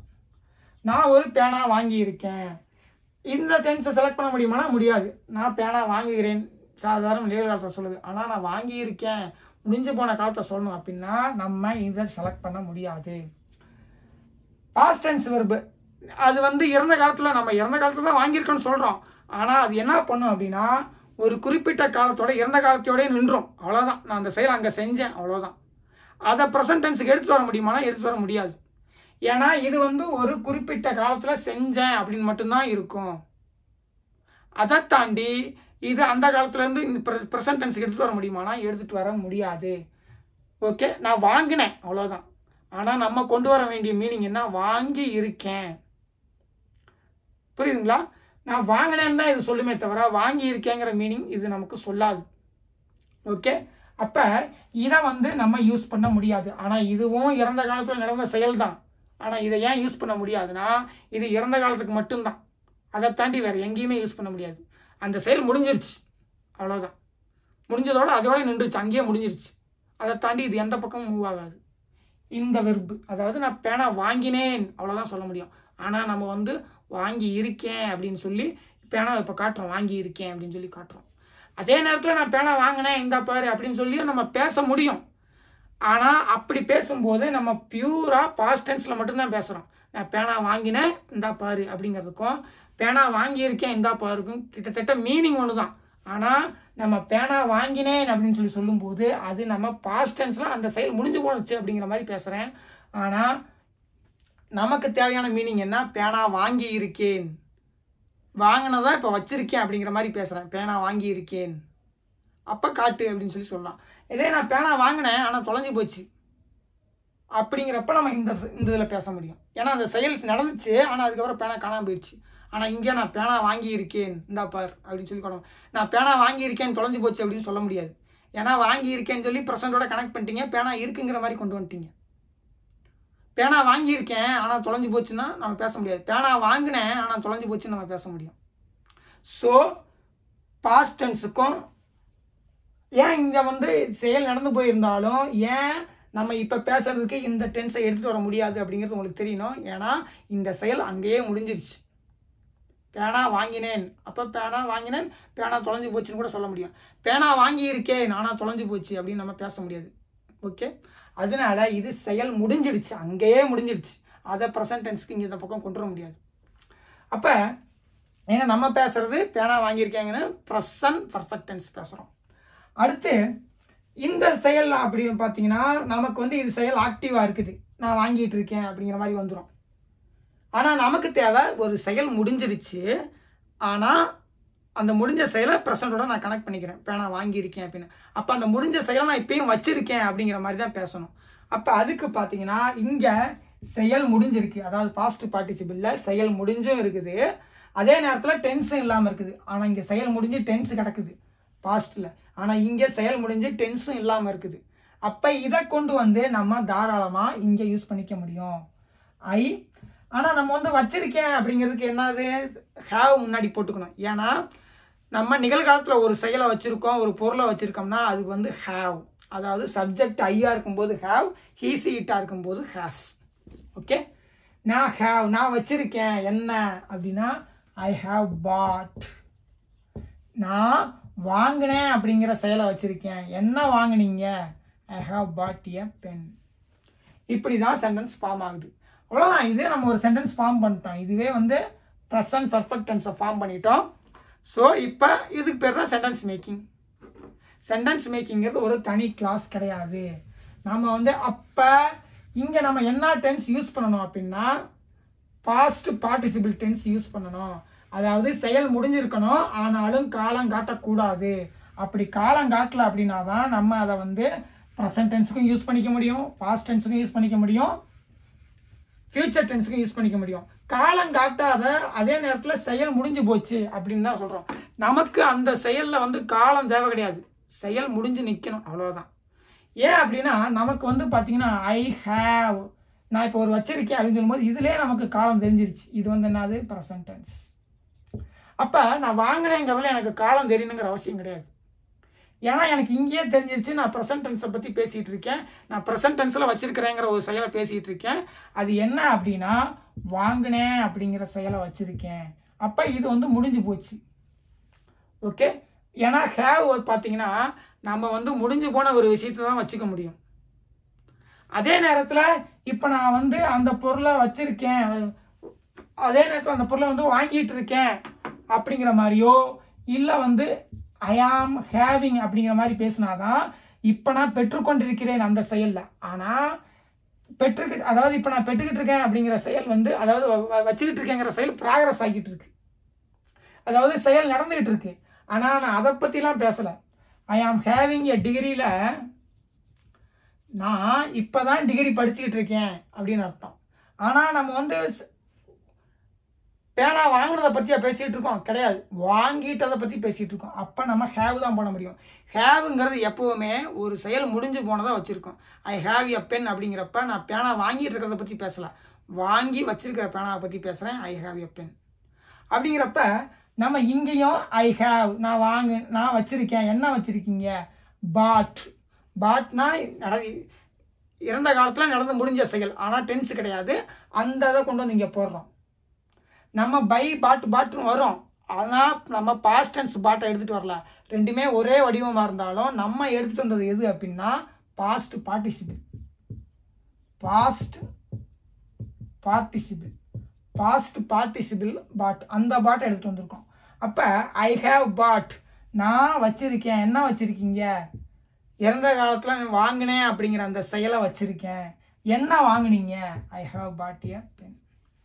ஓகே, புரியுதுங்களா எப்படி பர்ஃபெக்ட் டென்ஸ் ஃபார்ம் ஆகுதுன்னு? ஏன்னா இதெல்லாம் நமக்கு தெளிவாக தெரியணும். ஓகே, இப்போ அதே வந்து பார்த்தீங்கன்னா இதில் எங்கெங்கே எப்படி யூஸ் பண்ணுறது அப்படின்னு சொல்லி நம்ம பார்க்கலாம். ஃபஸ்ட்டு ப்ரெசன்ட் பர்ஃபெக்ட் டென்ஸ் எங்கே ஃபார்ம் ஆகுதுன்னு ஃபஸ்ட்டு தெரியணும். இப்போ உங்களை வந்து ஒரு அசைன்மெண்ட் எழுத சொல்லியிருக்காங்க. உன் ஃப்ரெண்டு வராரு, நீ அசைன்மெண்ட் எழுதிட்டியா அப்படின்னு சொல்லி கேட்குறாரு. அசைன்மெண்ட் எழுதிட்டேன் அப்படின்னு சொல்லி சொன்னால் அது ஜஸ்ட் பாஸ்ட் டென்ஸ். அசைன்மெண்ட்டு நான் எழுதியிருக்கேன், உனக்கு வேணுமா அப்படின்னு சொல்லி கேட்குறதுக்கு பேர் ஐ ஹேவ், நான் வச்சுருக்கேன். என்ன அப்படின்னா ரிட்டன். ரிட்டன் வந்து என்னது? Past participle verb. ஸோ ஒரு வெர்புக்கு மொத்தம் 4 ஃபார்ம்ஸ் இருக்குது. அதில் அந்த வெர்பு ஃபார்ம்ஸ்லாம் நம்ம படிச்சுக்கணும். ரைட், ரோட், ரிட்டன் அப்படின்னு சொல்லுவாங்கள்ல. அப்போ அதே ரைட்டிங் வந்து செயல் ஆக்டிவாக இருக்கிறது. ரிட்டன் வந்து பார்த்திங்கன்னா செயல் கம்ப்ளீட்டு, டென்ஸும் கிடையாது. ஓகே, அப்போ அதை நம்ம எடுத்துகிட்டு வந்திருக்கோம். ஐ ஹேவ் வச்சுருக்கேன், என்ன வச்சுருக்கீங்க? இறந்த காலத்தில் எழுதுனேன் அப்படிங்கிற செயலை வச்சுருக்கேன். என்ன எழுதுனீங்க? I have written the assignment. அசைன்மெண்ட்டை நான் எழுதியிருக்கேன். இதை தமிழில் வந்து நம்ம எக்ஸாக்டாக நம்ம வந்து அப்படி எடுக்கக்கூடாது. நான் வந்து இங்கே வச்சுருக்கேன், நான் வந்து எழுதியிருக்கேன், இந்த மாதிரிலாம் எடுக்கக்கூடாது. ஏன்னா தமிழில் இருக்கிற இந்த வச்சுருக்கேன், எழுதியிருக்கேன், இதெல்லாம் வந்து பார்த்தீங்கன்னா இங்கிலீஷ் லாங்குவேஜை உண்டாக்குனவங்களுக்கு தெரியவே தெரியாது இப்படி ஒரு வார்த்தை இருக்கா அப்படின்னு சொல்லி. நம்ம இந்த வார்த்தையை நம்ம புரிஞ்சுக்கிறதுக்காக நான் வச்சுருக்கேன், எழுதியிருக்கேன்னு சொல்லி நம்ம தமிழில் சொல்கிறோமே தவிர ஆக்சுவலாக இதோட மீனிங் வந்து பார்த்தீங்கன்னா செயல் முடிஞ்சு போன தன்மையில் இருக்கிற ஒரு ரைட் அப்படிங்கிற போல பாஸ்ட் பார்ட்டிசிபிள் வேர்டு. அவ்வளோதான். நம்ம இதை புரிஞ்சுக்கணும், இந்த வார்த்தையோட அர்த்தத்தை புரிஞ்சுக்கணுங்கிறதுக்காக எழுதியிருக்கேன் அப்படின்னு சொல்லி நம்ம மாற்றிருக்கோம். இதை வந்து வச்சுருக்கேன்னு சொல்லி மாற்றிருக்கோமே தவிர ஆக்சுவலாக இதுக்கு வச்சுருக்கேங்கிற மீனிங்கான்னு கேட்டால் கிடையாது. இது வந்து இங்கிலீஷ் லாங்குவேஜில் ஒரு பொருளை ஹேவ் பண்ணுறதுக்கு ஹேவ்னு சொல்கிறாங்க. அதே ரைட்டுக்கு அதே முடிஞ்சு போயிருக்கு அப்படின்னு சொல்லி சொன்னால் இது ரிட்டன் சொல்கிறாங்க. அவ்வளோதான். நம்ம வந்து தமிழில் டிரான்ஸ்லேட் பண்ணி இதுக்கு இந்த அப்படி டைரெக்டாக எடுத்துக்கிறோமே தவிர இதோட பியூர் டிரான்ஸ்லேஷன் இதான்னு கேட்டால் கிடையவே கிடையாது. இதோட பியூர் டிரான்ஸ்லேஷன் இதான்னு கேட்டால் கிடையாது. அந்த ஆக்ஷனோட இங்கிலீஷ் வார்த்தை இது. அந்த ஆக்ஷனோட, அதாவது எழுதுறேங்கிற இந்த ஆக்ஷனோட முடிஞ்சு போன டென்ஸ்லெஸ் வேர்டு இது ரிட்டன் அப்படிங்கிறது. அதுதான் ஆக்சுவலாக நம்ம வந்து தெரிஞ்சிக்க வேண்டிய மீனிங். இது வந்து ஏன் அப்படி எழுதியிருக்கேன்னு சொல்கிறேன்னா நமக்கு புரியும் அப்படிங்கிறதுக்காக. ஸோ இதோட மீனிங் என்ன அப்படின்னா இப்படி எழுதியிருக்கேங்கிறதோட முடிஞ்சு போன டென்ஸ்லெஸ் வெர்பு இது. அதுதான் ஆக்சுவலாக இதோட மீனிங். இங்கிலீஷில் டைரெக்டாக இங்கிலீஷில் மீன் பண்ணோம்னா அப்படி தான் நம்ம எடுத்துக்க முடியும். ஆனால் நம்ம இதோட மீனிங் தெரியணும் அப்படிங்கிறதுக்காக அந்த எழுதியிருக்கேன். ஏன்னா நம்ம என்ன நினச்சிப்போம், அதை நான் வச்சிருக்கேன் அதுக்கப்புறம் இப்படி எப்படி எழுதியிருக்கேன் அப்படிலாம் நம்ம சொல்ல முடியும் அப்படின்னு. அது தமிழ் வார்த்தையை வந்து நான் இப்படி சொல்கிறேன் அப்படிங்கிறதுக்காக இது இப்படி போகாதா, என்ன வச்சுருக்கேன், என்ன வச்சுருக்கேன்னு எப்படி நம்ம கேட்க முடியும் அப்படின்னு சொல்லி நீங்கள் நினச்சிக்கூடாது. தமிழில் இப்படின்னு சொல்லி நான் எக்ஸ்பிளைன் பண்ணுறேன். அதுக்காக அந்த பர்டிகுலர் தமிழ் வார்த்தையை வச்சுக்கிட்டு நம்ம மீனிங் எடுக்கக்கூடாது. அது வந்து பார்த்தீங்கன்னா இங்கிலீஷ் வார்த்தை. Okay, I have return. அது என்ன ஹேவ் பண்ணுறீங்க? ரிட்டன். என்ன ரிட்டன் ஹேவ் பண்ணுறேன், என்ன எழுதுனீங்க? வேறு வழியில் நம்ம வந்து உங்களுக்கு அப்படி தான் சொல்லி கொடுத்தாகணும் அப்படிங்கிறதுக்காக. ஆனால் அதுக்காக இந்த வச்சிருக்கேன் எழுதியிருக்கேங்கிறதுலாம் அதுக்கான கரெக்டான வார்த்தையான்னு கேட்டால் கிடையாது. நம்ம தமிழில் வச்சுருக்கேன் எழுதியிருக்கேன்னு நம்ம சொல்கிறோம் அப்படிங்கிறதுக்காக நான் வந்து அப்படி சொல்கிறேன். ஓகே, அது வந்து ஆக்ஷன். அந்த ஆக்ஷனுக்கான இங்கிலீஷ் வேர்டு வந்து பார்த்தீங்கன்னா ஹேவ், அந்த ஆக்ஷனுக்கான இங்கிலீஷ் வேர்டு வந்து ரிட்டன், அவ்வளோதான். ஸோ ஏன்னா வந்து எந்த ஆக்ஷனும் நம்ம வந்து செஞ்சு காமிச்சிக்கிட்டே இருக்க முடியாது. அதுக்கு தமிழில் நம்ம என்ன யூஸ் பண்ணுறோமோ அந்த வார்த்தையை வச்சு உங்களுக்கு சொன்னால் ஒலிகளை எழுப்பி சொன்னால் புரியும் அப்படிங்கிறதுக்காக நான் அந்த மாதிரி சொல்கிறேன். அதுக்காக நீங்கள் டைரெக்டாக வச்சுருக்கேன் எழுதியிருக்கேன் நம்ம அது தமிழில் என்ன வச்சுருக்கேன்லாம் நம்ம ஓகே இது பண்ணுறது இல்லையா அப்படின்னு சொல்லி எடுத்துக்கூடாது. ஓகே, அதுக்கடுத்து நீங்கள் யாராவது என்னை கேட்குறாங்க நீங்கள் பகவத்கீதை படிச்சிருக்கீங்களா அப்படின்னு சொல்லி. அப்போ நான் என்ன சொல்கிறேன்னா நான் பகவத்கீதை படிச்சிருக்கேன் அப்படின்னு நான் சொல்கிறேன். அப்போ அதை என்ன சொல்ல முடியும்னா இல்லை அவர் என்கிட்ட ஒருத்தர் சொன்னாருங்க அவர் பகவத்கீதை படிச்சிருக்கேன் அப்படின்னு சொல்லி அப்போ நான் என்ன சொல்லுவேன்னா ஹி ஹேஸ், அவர் பகவத்கீதை படிச்சிருக்காரு எனக்கு தெரியும். ஹி ஹேஸ் ஸ்டடிட் வராது, ரெட். ஹி ஹேஸ் ரெட் தி பகவத்கீதா. அவர் பகவத்கீதா படிச்சிருக்கிறார். இப்போ படிக்கலை, அவர் படித்து முடிச்சதை பற்றியும் பேசலை. அவர் படிச்சிருக்காருங்க, அவருக்கு எல்லாம் தெரியுங்க அதை பற்றி. அப்படி தான் நம்ம சொல்கிறோம். ஸோ ஒரு விஷயத்தை படித்து இருக்கிறார், அவர் படித்தாருங்கிற செயலை பாஸ்டில் செஞ்சார், ஆனால் அதை படித்து இருக்கிறார் அப்படின்னு சொல்லி நம்ம வந்து ப்ரெசன்ட்லையும் கனெக்ட் பண்ணிக்கிறோம். இப்போ அந்த தன்மையோடு தான் அவர் இருக்கிறாரு, அவர்கிட்ட அதை பற்றி கேள்விகள்லாம் கேட்டால் தெரியும். ஓகே, எதுக்காக இந்த ப்ரெசன்ட் பர்ஃபெக்ட் டென்ஸ் ஃபார்ம் பண்ணுறோம்னா இந்த மாதிரி மீனிங் கொண்டு வரது தான். He has red Bhagavad Gita. Okay, so அடுத்து பார்த்தீங்கன்னா யாராவது ஒருத்தர் வந்து உங்களுக்கு 2-3 தடவை கால் பண்ணியிருக்காங்க. அப்போ நீங்கள் வந்து ஒர்க்கில் இருக்கீங்க, அந்த காலை வந்து பார்க்கல. அப்போ நீங்கள் என்ன பண்ணுறீங்க அப்படின்னா நீங்கள் சொல்கிறீங்க he has dialed me.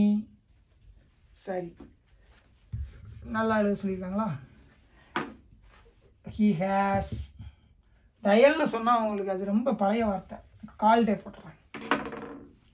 he has called me, ஒரு 2 தடவை கால் பண்ணியிருக்காங்க அப்படிங்கிறப்ப twice. அவர் என்ன டூ டைம்ஸ் என்னை கூப்பிட்டுருக்காருங்க. என்னை கூப்பிட்டாருன்னு சொல்கிறது வேற, கூப்பிட்டுருக்காருங்க நான் மறுபடியும் அவர் கால் பண்ணுங்க அப்படின்னு சொல்கிறது வேற. 2 தடவை அவர் என்னை கூப்பிட்டாரு அப்படிங்கிறப்ப அதுக்கடுத்து அங்கே வந்து ஆக்ஷனே கிடையாது, முடிஞ்சு போச்சு. அதுக்கப்புறம் நீங்கள் எதுவும் பெருசாக செய்யணுங்கிற அவசியம் கிடையாது. 2 தடவை என்னை கூப்பிட்டாரு, நான் பதில் சொல்லலை அப்படிங்கிறப்ப அது ரொம்ப பழைய முடிஞ்சு போன மாதிரி இருக்குது. ஆனால் இங்கே பார்த்தீங்கன்னா அவர் என்னுடைய 2 தடவை கூப்பிட்டுருக்காருங்க, நான் இப்போ ஃபோன் பேசணுங்க அப்படிங்கிற மாதிரி மீனிங் வரும். அதனால தான் இப்போ அவர் என்னை 2 தடவை கூப்பிட்டுருக்காரு அப்படின்னு சொல்லி சொல்கிறோம். அவர் என்னை 2 தடவை கூப்பிட்டாரு, 2 தடவை வந்து ஃபோன் பண்ணார் அப்படிங்கிறப்ப அது டோட்டலாகவே முடிஞ்சு போன செயல். ஆனால் நீங்கள் அவர் என்னை 2 தடவை கால் பண்ணியிருக்காருங்க அப்படின்னு சொல்லும்போது நீங்கள் அவருக்கு கால் பண்ணணும், அவர் என்ன போய் பேசணும் அப்படிங்கிற மீனிங் அது வரும். அதனால தான் அந்த மாதிரி விஷயங்களை நம்ம பேசுகிறோம். அப்படிங்கிறதுனால நம்ம இந்த மாதிரி ப்ரெசன்ட் பர்ஃபெக்ட் டென்ஸும் ஃபார்ம் பண்ணுறோம்.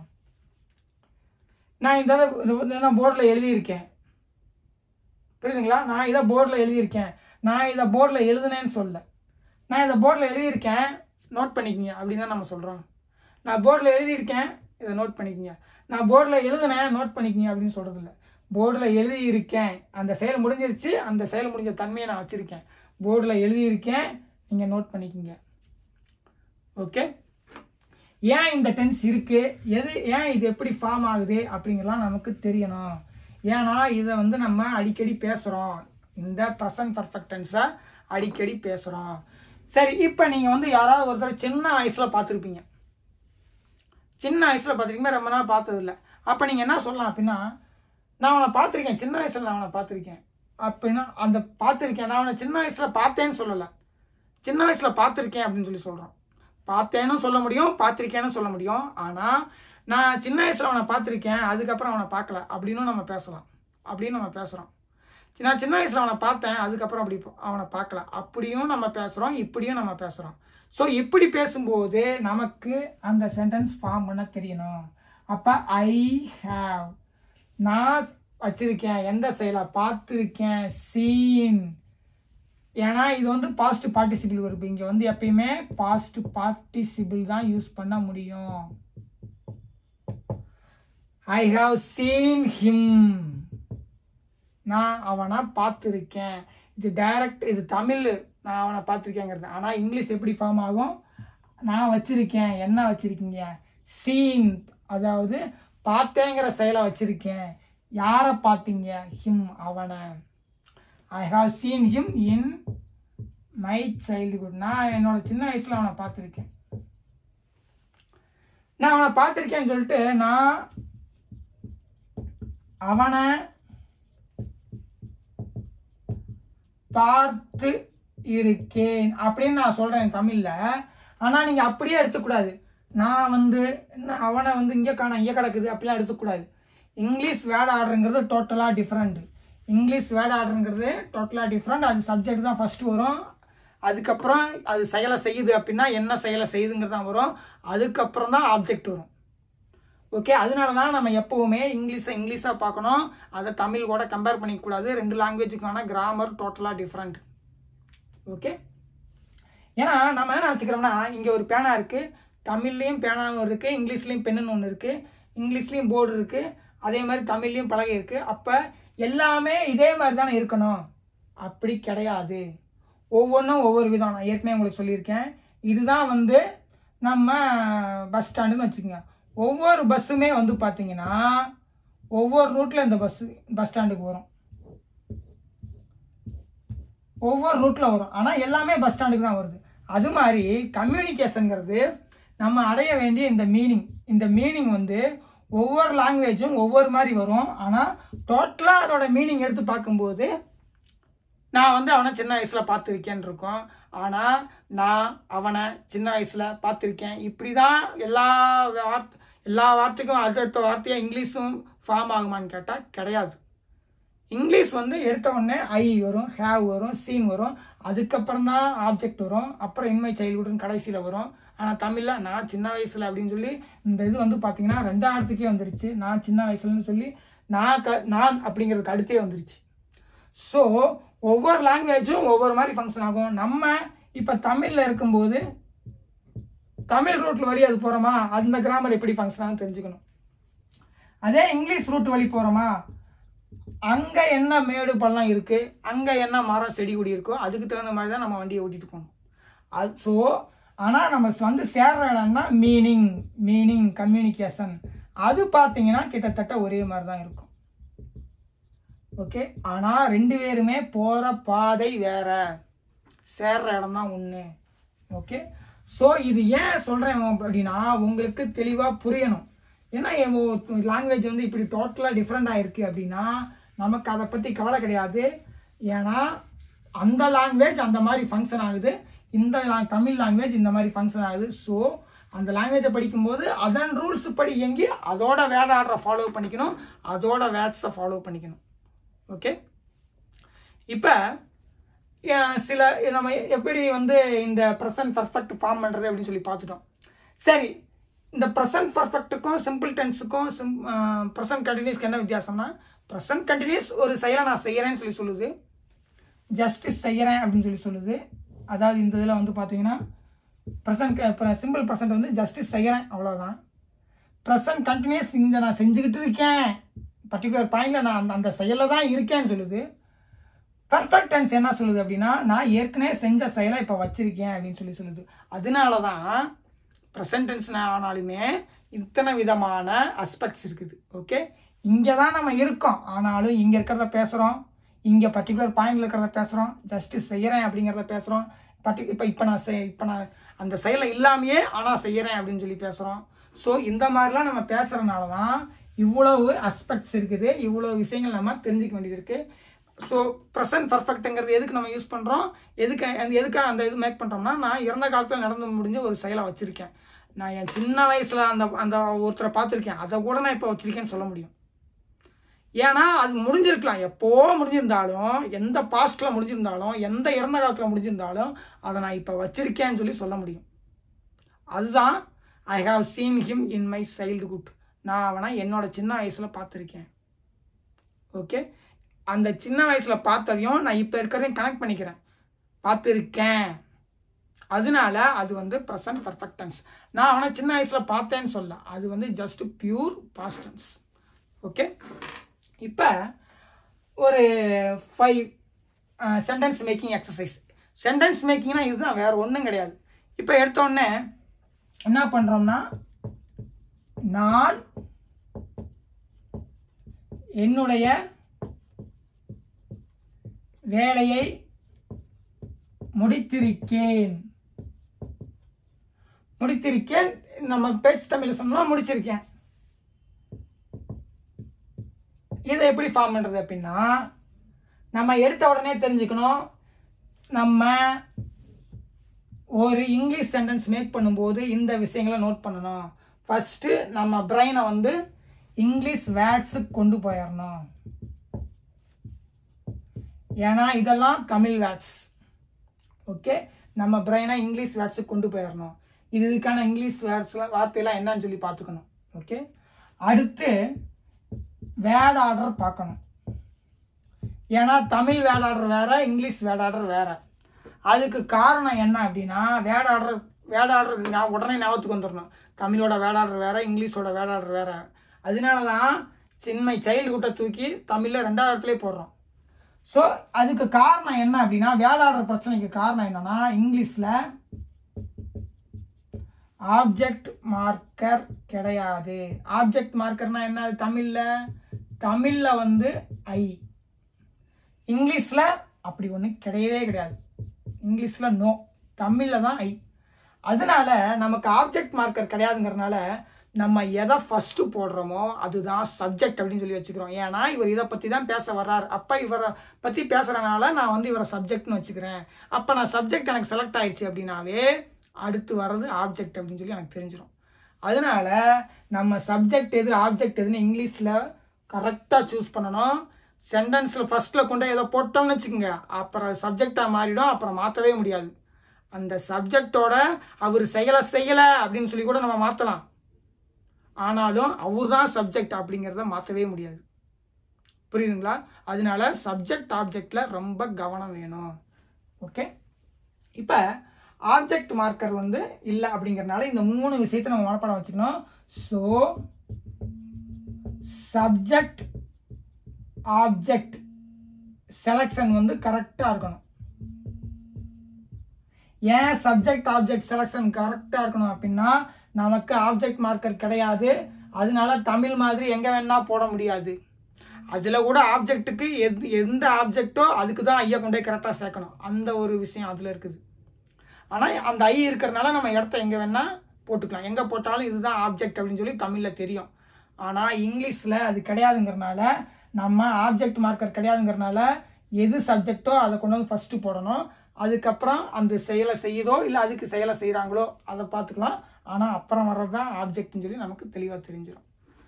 ஸோ இந்த விஷயங்களை ஞாபகத்தை வச்சுக்கணும். ஃபஸ்ட்டு இங்கிலீஷ் வேர்ட்ஸுக்கு மாறிடணும், அப்புறம் வேர்ட் ஆர்டர் வேறு அப்படிங்கிறத நம்ம பிரெயின் வந்து கரெக்டாக ஃபங்க்ஷன் ஆக ஆரம்பிச்சிடணும். அதுக்கப்புறம் ஆப்ஜெக்ட் மார்க்கர்லாம் எது சப்ஜெக்டோ அதை கரெக்டாக சூஸ் பண்ணு அப்படின்னு சொல்லி அந்த வேலையை செய்ய ஆரம்பிச்சிடணும். ஓகே, ஸோ எப்போவுமே இங்கிலீஷில் பேசுகிறதுக்கு இந்த விஷயங்களை செய்யணும். நம்ம டிரான்ஸ்லேஷன் பண்ணக்கூடாது.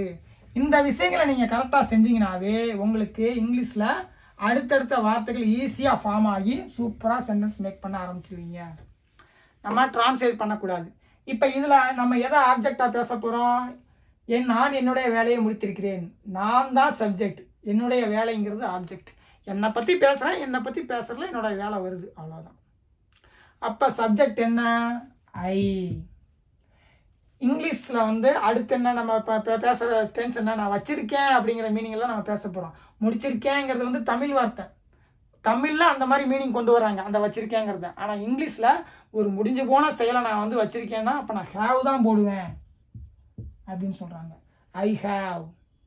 ஏன்னா நான் வந்து அந்த செயலை வச்சுருக்கேன், பாஸ்ட்டில் நடந்துச்சு, அந்த செயலை இப்பயும் வச்சுருக்கேன். அப்போ ஐ ஹேவ். என்ன வச்சுருக்கீங்க? கம்ப்ளீட்டட்.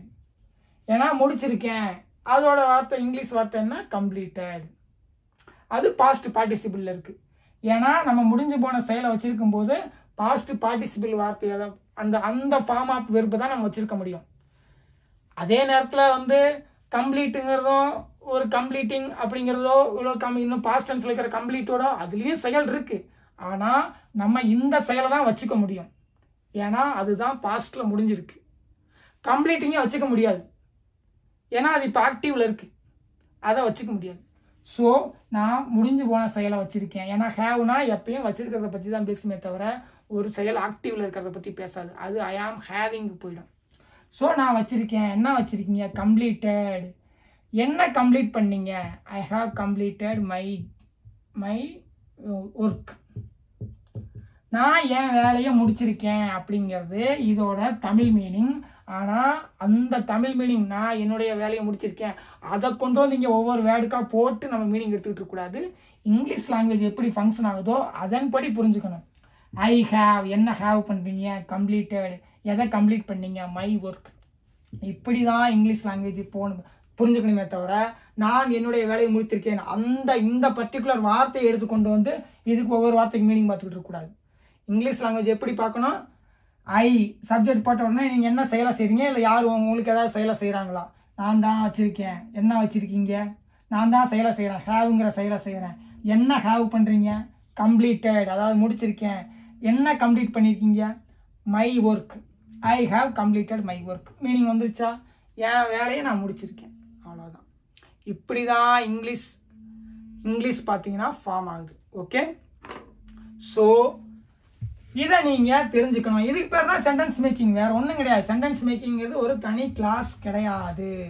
பொதுவாக எல்லாம் நினச்சிக்கிறாங்க சென்டென்ஸ் மேக்கிங்னா அது ஒரு 2 வீடியோ 3 வீடியோ பார்த்தோம்னா நம்ம வந்து சூப்பராக இங்கிலீஷ் பழகிடலாம். சென்டென்ஸ் மேக்கிங் போடுங்க, சென்டென்ஸ் மேக்கிங் போடுங்கன்னு சிலர் சொல்லுவாங்க. அப்போ சென்டென்ஸ் மேக்கிங்னு ஒரு தனி சப்ஜெக்டே கிடையாது. இதுதான் நம்ம இது படிக்கிறோம் பாருங்கள், இதுதான் சென்டென்ஸ் மேக்கிங். அப்புறம் ஒரு ட்ரெயின் வந்துருச்சாப்பா அப்படின்னு சொல்லி கேட்குறாங்க. ட்ரெயின் வந்துருச்சுங்க. ட்ரெயின் வந்து இருக்கிறது. ட்ரெயின் வந்துச்சுன்னு சொல்லலை, ட்ரெயின் வந்து இருக்கிறது. அப்போ நம்ம அதை எப்படி சொல்கிறோம்னா சரி நம்ம வந்து ஒரு ட்ரெயின் வந்து இருக்கு அப்படிங்கிறதுக்கான தமிழ் எழுதிடுவோம். எழுதிட்டு அதுக்கப்புறம் ரயில் வந்து இருக்கிறது. ஓகே, இதை எப்படி சொல்றது? வந்திருக்கிறது அப்படிங்கிறது எப்படி பண்றோம்னா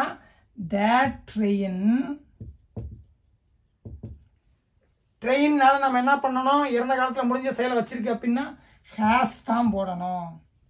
ஹீசி இட்டுக்கு ஹேஸ் தான் போடணும். த ட்ரெயின் ஹேஸ் வந்திருக்கு அப்படிங்கிற முடிஞ்ச செயல், அப்போ அது முடிஞ்சிருக்கு. அப்போ அது என்ன சொல்லணும் அப்படின்னா முடிஞ்ச தன்மையை தான் வச்சிருக்கு. The train has arrived. அரைவ்னா இப்போ வர்றது, ஆனால் முடிஞ்சிருச்சு, past participle. Arrived, arriving.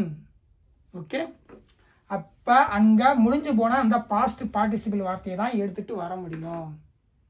So the train has அரைவ்டுனா ரயில் வந்துருச்சு, வந்து இருக்கிறது. ரயில் வந்துட்டு இருக்குன்னு சொல்ல, ரயில் வந்துச்சுன்னு சொல்ல, ரயில் வந்து இருக்கிறது. ஒரு 10 நிமிஷத்துக்கு முன்னாடி வந்திருக்கலாம், ரயில் வந்திருக்குங்க, போய் ஏறிக்கிங்க அப்படின்னு சொல்கிறோம்ல, அதுதான் இது.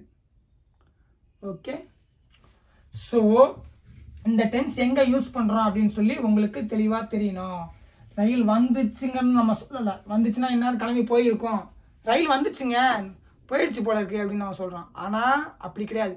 ரயில் வந்திருக்குங்க, நீங்கள் போய் ஏறதுனா ஏறிக்கிங்க, நீங்கள் கேட்டுக்கிட்டு இருந்தீங்கல்ல அந்த ட்ரெயின் வந்திருக்குன்னு சொல்கிறோம்ல, அங்கே யூஸ் பண்ணுறது தான் இந்த டென்ஸ். ஓகே, அதுக்கடுத்து பார்த்தீங்கன்னா ஒருத்தர் வந்து 3வது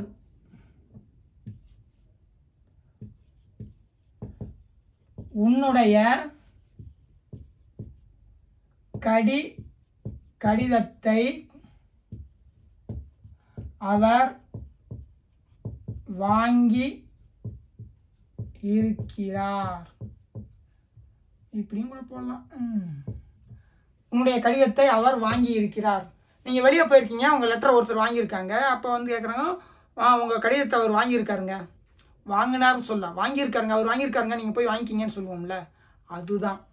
அப்போ அதுக்கு நம்ம என்ன பண்ணுறோம் அப்படின்னா, இங்கே நம்ம உன்னுடைய கடிதங்கிறது தமிழில் ஃபஸ்ட்டு வந்துருக்குங்கிறனால தமிழில் இங்கிலீஷ்லையும் அதை ஃபஸ்ட்டு போட்டுறக்கூடாது. நம்ம இதில் எது சப்ஜெக்டோ அதை தான் இங்கிலீஷில் ஃபஸ்ட்டு போடணும். ஏற்கனவே சொல்லியிருக்கேன் இங்கிலீஷில் எப்படி இங்கிலீஷில் எப்படி பேசணும்னு. இங்கிலீஷில் ட்ரான்ஸ்லேட் பண்ணக்கூடாது. இங்கிலீஷில் பேசுகிறதுக்கு ஃபஸ்ட்டு இங்கிலீஷ் வேர்ட்ஸுக்கு போயிடணும், அப்புறம் வேர்ட் ஆர்டர் போயிடணும், அதுக்கப்புறம் எது சப்ஜெக்டோ சப்ஜெக்ட் ஆப்ஜெக்ட் கரெக்டாக சூஸ் பண்ணணும். ஏன்னா எது ஃபஸ்ட்டு போடுறோமோ அதுதான் சப்ஜெக்ட்டு. அப்போ இங்கே யார் சப்ஜெக்ட்னா இவர் தான் அந்த செயலை செஞ்சுருக்காரு. அந்த செயலை செய்யும்போது அந்த கடிதம் வந்திருக்கு. அதாவது இவரை பற்றி பேசுகிறோம். செயலை செய்யணுங்கிற அவசியம் கிடையாது. ஒரு சப்ஜெக்ட்னா செயலை செய்யணுங்கிற அவசியம் கிடையாது. அதே நேரத்தில் யாரை பற்றி பேசுகிறோமோ அதுதான் சப்ஜெக்ட். ஏன்னா எடுத்தோடனே நம்ம முன்னுடைய கடிதம் தானே முதல் இருக்குது. அப்போனால இவரை பற்றி பேசுகிறோமா அப்படின்னு கிடையாது. இங்கிலீஷ் தமிழ் லாங்குவேஜ் அப்படி ஃபங்க்ஷனால. ஆனால் இங்கிலீஷ் லாங்குவேஜ் வந்து பார்த்திங்கன்னா யாரை பற்றி பேசுகிறோமோ அவரை ஃபஸ்ட்டு போடணும். ஏன்னா அதுக்கு ஆப்ஜெக்ட் மார்க்கர் கிடையாது. தமிழில் ஆப்ஜெக்ட் மார்க்கர் இருக்குது. உன்னுடைய கடிதத்தை இத்து ப்ளஸ் ஐ உன்னுடைய அப்போ இது வந்து ஆப்ஜெக்ட். ரெண்டாவதாக இருந்தாலுமே இது வந்து சப்ஜெக்ட். உன்னுடைய கடிதத்தைங்கிறது கிட்டத்தட்ட மூணாவது வார்த்தை. ஆனாலுமே இதுதான் இங்கே சப்ஜெக்ட் தமிழில். ஓகே, அப்போ நம்ம இந்த புரிதல் இருக்கணும். எது ஆப்ஜெக்ட் எது சப்ஜெக்ட் அப்படின்னு சொல்லி நமக்கு புரிதல் இருக்கணும். எதை பற்றி மெயினாக பேச போகிறோங்கிற புரிதல் இருக்கணும். இல்லை யார் செயலை செஞ்சாங்க இல்லை யாருக்கு செயலை செய்கிறாங்க அந்த புரிதல் இருந்தால் தான் நம்ம இங்கிலீஷ் சென்டென்ஸ் ஃபார்ம் பண்ண முடியும். அப்போ நான் என்ன பேசுகிறேன் அப்படின்னு அப்போ நான் என்ன பண்ணுறேன் அப்படின்னா அவர் தான் அந்த கடிதத்தை வாங்கினார். அப்போ அவரை பற்றி தான் பேசுகிறோம். அவர் என்ன செஞ்சிருக்கிறார், அவர் என்ன வச்சிருக்கிறார், ஹி ஹேஸ். அவர் என்ன செஞ்சார், ரிசீவ்டு. அதாவது ரிசீவ்டு அதாவது வாங்கினேன் அப்படிங்கிற அந்த செயலை இவர் வச்சிருக்கிறார். He has received your letter. அவர் உன்னுடைய கடிதத்தை வாங்கியிருக்கிறார் அப்படின்னு நம்ம தமிழில் சொல்கிறோம். ஆனால் இங்கிலீஷில் எப்படி பார்க்கணும், ஹி நீங்கள் என்ன செயலை செஞ்சீங்க, நீங்கள் என்ன செயலை செஞ்சீங்க இல்லை உங்களுக்கு யாராவது ஏதாவது செயலை செஞ்சாங்களா. ஹி ஹேஸ் நான் வச்சுருக்கேன். என்ன வச்சுருக்கீங்க, ரிசீவ்டு என்ன ரிசீவ் பண்ணீங்க. அதாவது ரிசீவ்டுனா இழந்த காலத்தில் முடிஞ்சது. அப்போ அதில் என்ன ரிசீவ் பண்ணீங்க, யுவர் லெட்டர். அப்போ தமிழில் வந்து இதோட மீனிங் எடுக்கும்போது வந்து உன்னுடைய கடிதத்தை வாங்கியிருக்கிறார். ஆனால் இங்கிலீஷில் பார்க்கும்போது ஹி ஹேஸ் ரிசீவ்டு யுவர் லெட்டருங்கிறப்ப அந்த மீனிங் வந்துருச்சு. நடந்து முடிஞ்ச செயலை வச்சிருக்கிறது தான் ப்ரெசன்ட் பர்ஃபெக்ட். அப்போ he has received your letter. அப்போ ப்ரெசன்ட் பர்ஃபெக்ட் இங்கிலீஷில் ஃபார்ம் ஆயிடுச்சா. ஓகே, இங்கே போய் நம்ம வந்து இருக்கிறார், அப்போ இருக்கிறாருக்கு வந்து வச்சிருக்கிறார், அப்போ ஆம் எங்கே இருக்குது அப்படின்லாம் நம்ம தேடிட்டு இருக்கக்கூடாது.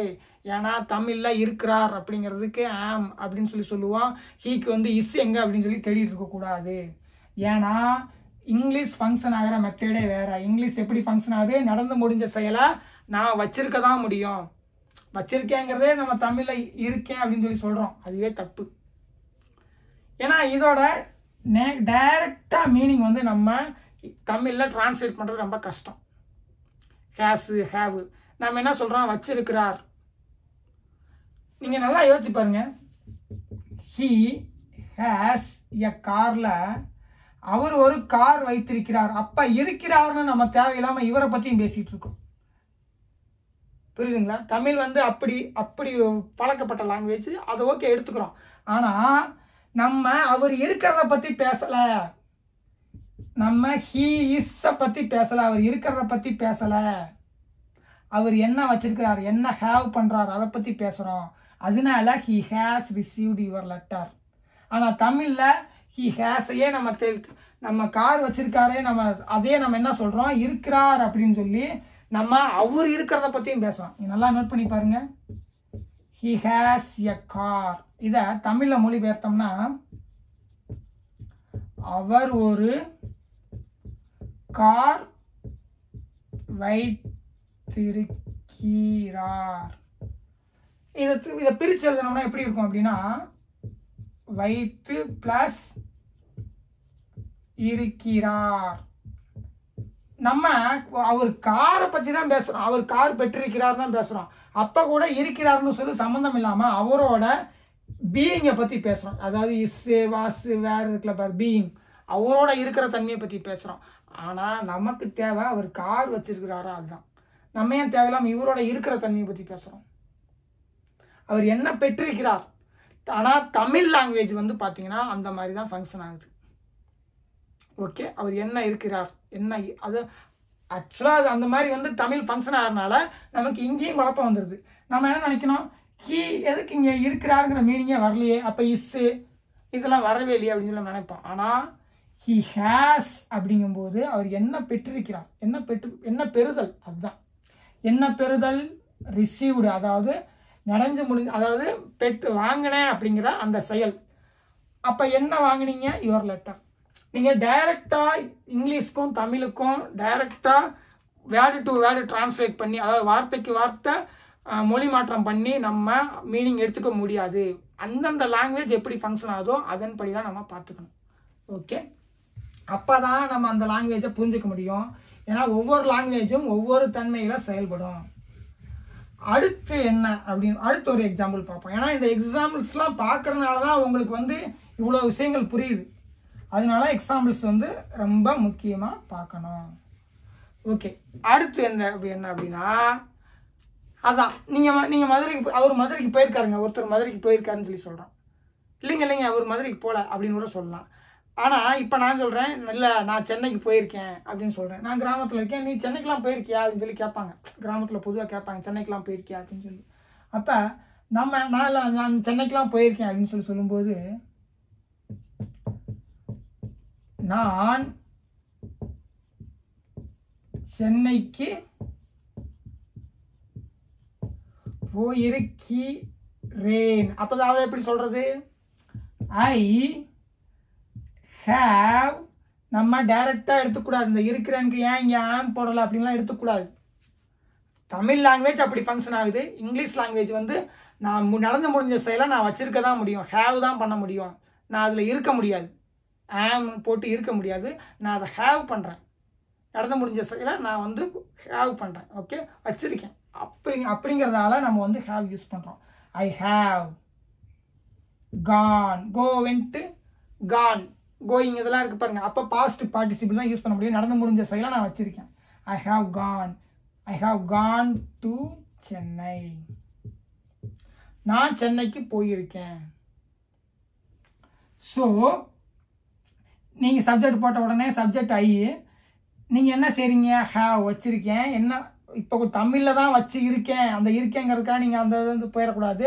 தமிழில் உங்களுக்கு புரியணும் அப்படிங்கிறதுக்காக வச்சுருக்கேன்னு சொல்கிறேன். ஆனால் இதோட எக்ஸாக்ட் மீனிங் வச்சுருக்கேன் கிடையாது. இங்கிலீஷில் வந்து ஹேவ். ஓகே, நான் என்ன வச்சுருக்கீங்க? கான், அதாவது நான் போயிருக்கேன் அப்படிங்கிறத வச்சுருக்கேன். எங்கே போயிருக்கீங்க? டு அப்படிங்கிறப்ப டு சென்னை, அதாவது சென்னைக்கு. நான் வந்து ப்ரிப்போசிஷன் அப்புறம் சொல்லி கொடுக்குறேன். இருந்தாலும் இந்த மீனிங் வந்து பார்த்தீங்கன்னா நான் வந்து சென்னைக்கு போயிருக்கேன் அப்படிங்கிறதோட மீனிங். ஓகே, இப்படி தான் இதுக்கு பேர் தான் சென்டென்ஸ் மேக்கிங். ஒவ்வொரு விஷயமா நம்ம ஒவ்வொரு டென்ஸாக சென்டென்ஸ் மேக் பண்ணாவே நம்ம அழகாக எல்லா பேப்பர்ஸ், நியூஸ் பேப்பர் படிக்கலாம், டிவி சேனல்ஸ்லாம் பார்க்கலாம். ஸ்ட்ரைட்டாக வந்து சென்டென்ஸ் மேக்கிங் ஒரு வீடியோ போட்டு அதில் வந்து I have Khan to Chennai அப்படின்னா என்ன அர்த்தம்? நான் சென்னைக்கு போயிருக்கேன்னு சொல்லி சொன்னோம்னா உங்களுக்கு என்ன புரியும்? ஒன்றுமே புரியாது. ஸோ நமக்கு 12 டென்சஸ் தெரியணும். அந்த டென்சஸ்க்குள்ளே அந்த சென்டென்ஸ்குள்ளே இருக்கிற பார்ட்ஸ் ஆஃப் ஸ்பீச்சான noun, pronoun, adjective, adverb, verb, preposition, conjunctions, அப்புறம் இன்டர்ஜெக்ஷன்ஸ், இது எல்லாமே நமக்கு தெரியணும். அதுக்கப்புறம் இந்த சென்டென்ஸ் எப்படி ஃபார்ம் ஆகுது அப்படிங்கிறது தெரியணும். அப்புறம் தான் நம்மளே சென்டென்ஸ் மேக் பண்ண முடியுமே தவிர, எடுத்தவொடனே சென்டென்ஸ் மேக்கிங்னு ஒரு 2 கிளாஸ் அப்படின்னு ஒரு தனி கிளாஸ் இருக்குது, அந்த வீடியோ பார்த்தாவே நம்ம வந்து சூப்பராக பேசிடலாம் அப்படிலாம் ஒன்றும் கிடையாது. ஓகே, இப்போ அவள்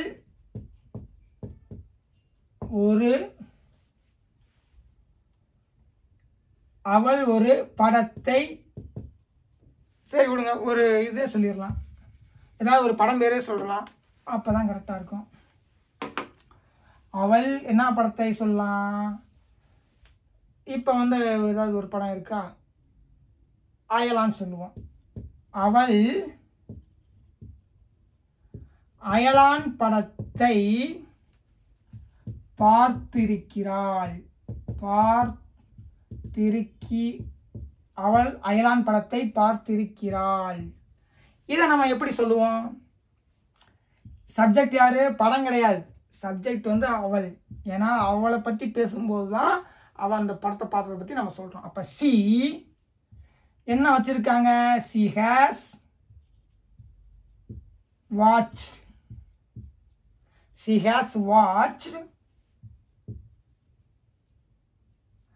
அயலான் மூவி. ஸோ நம்ம என்ன சொல்ல வரோம் அப்படின்னா, இப்படி நம்ம ப்ரெசன்ட் பர்ஃபெக்ட் டென்ஸ் மேக் பண்ண தெரிஞ்சிச்சு அப்படின்னா அதுதான் சென்டென்ஸ் மேக்கிங், வேறு ஒன்றும் கிடையாது. நீங்கள் சென்டென்ஸ் மேக்கிங்னு தனியாக எதுவும் கிடையாது. ஒவ்வொரு டென்ஸும் எப்படி ஃபார்ம் ஆகுது அதுக்கு நம்ம சென்டென்ஸ் மேக் பண்ணாவே போதும், நம்ம அழகாக பேசலாம். ஏன்னா நம்ம பேசுறது என்ன, அயலான் படத்தை பார்த்துருக்கேன்னு தான் கேட்பான், பார்த்துருக்கேன், அவ்வளோதான். ஓகே, புரியுதுங்களா உங்களுக்கு என்ன அப்படின்னு? ஸோ இது வந்து 5வது எக்ஸாம்பிள்னு நினைக்கிறேன். 5 வந்து பார்த்து முடிச்சிட்டோம். ஏன்னா ஒவ்வொரு கிளாஸ்லேயும் ஒரு 5 எக்ஸாம்பிள்ஸ் பார்த்தா தான் உங்களுக்கு புரியும் அப்படிங்கிறதுக்காக. ஏன்னா வெறும் கான்செப்ட் மட்டும் எக்ஸ்பிளைன் பண்ணிவிட்டு எக்ஸசைஸ் பண்ணல அப்படின்னு வச்சுக்கோங்க, ஒன்றும் புரியாது. அப்படிங்கிறதுக்காக இந்த எக்ஸசைஸ். ஓகே, இவ்வளோதான் present perfect tense. Present perfect tense ஏன் யூஸ் பண்ணுறோம் அப்படின்னு சொல்லி உங்களுக்கு தெரிஞ்சிருக்கும். இந்த எல்லா டென்ஸும் எடுத்து முடிச்சதுக்கப்புறம் 4 டென்ஸும் கம்பைன் பண்ணி நம்ம இந்த மாதிரி எக்ஸசைஸ் பண்ணும்போது அந்த 4 டென்ஸில் எந்த டென்ஸ் யூஸ் பண்ணுறது, எந்த டென்ஸ் யூஸ் பண்ணுறது அப்படின்னு சொல்லி உங்களுக்கு நல்லா ட்ரைனிங் ஆகும். அது ஒரு 50 எக்ஸாம்பிள்ஸ் பார்ப்போம், அப்போ தான் வந்து நமக்கு புரியும். ஓகே, ஸோ இவ்வளோதான் ப்ரெசன்ட் பர்ஃபெக்ட் டென்ஸ். நெக்ஸ்ட் கிளாஸில் மீட் பண்ணுறேன். தேங்க்யூ.